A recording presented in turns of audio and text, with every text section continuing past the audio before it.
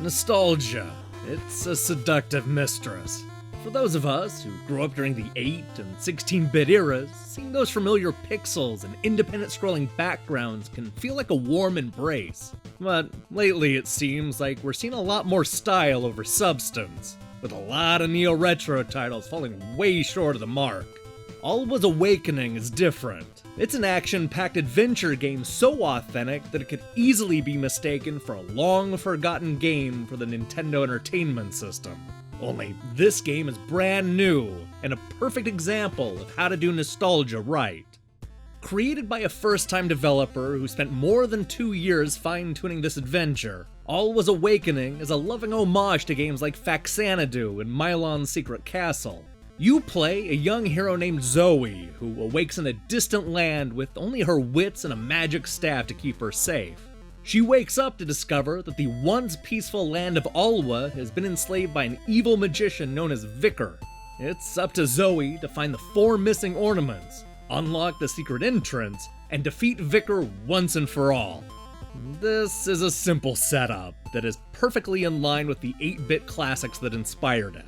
Our hero will journey through the large, interconnected world looking for items and locating power-ups.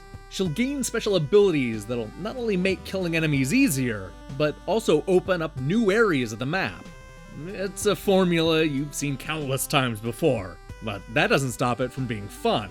What I like about Zoe's 3 abilities is that they still require some skill to use. Instead of getting the usual double jump and dash moves, we're able to create green blocks and large bubbles.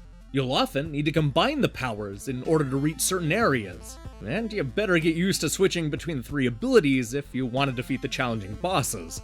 Some of the strategy gets tossed out the window the moment you can upgrade the bubbles and blocks, but that doesn't happen until the final act. A lot of retro-inspired games will mimic the look without actually feeling authentic. They'll often display too many colors at once, or clutter the screen with an unrealistic amount of bad guys. But Alwa's Awakening is different. Much like Shovel Knight, it's the kind of game that could probably be ported to the NES without making too many changes. You wouldn't even need a different controller, since just about everything can be done with a D-pad and 2 face buttons. This really does feel like it could have come out a quarter-century ago, and I mean that as a compliment. The truth is, my only real complaint is that Alwa's Awakening isn't especially original. As solid as the gameplay is, we've seen a lot of these ideas before in other Metroidvania-style adventure games.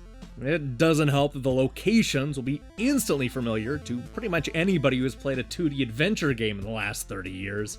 Sometimes execution can trump originality, but it would have been nice to see a few more fresh ideas tossed into the mix.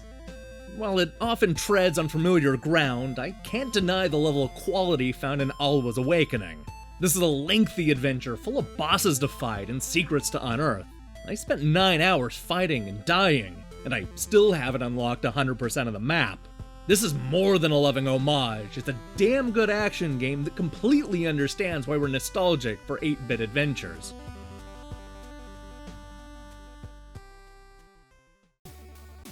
Hey, thanks for watching our review. You know, I really wish this much time and effort had gone into Double Dragon 4. I hate to harp on it, but it's really frustrating to see a high-profile retro game be so underwhelming. We have a bunch of reviews lined up, but I'm not here to promote any of them. Instead, I'm going to recommend you watch the first episode of Trivia Gate. We're only a few days away from episode 2, so now's the time to catch up. If you love old-school game shows, there's a strong possibility you'll enjoy this too.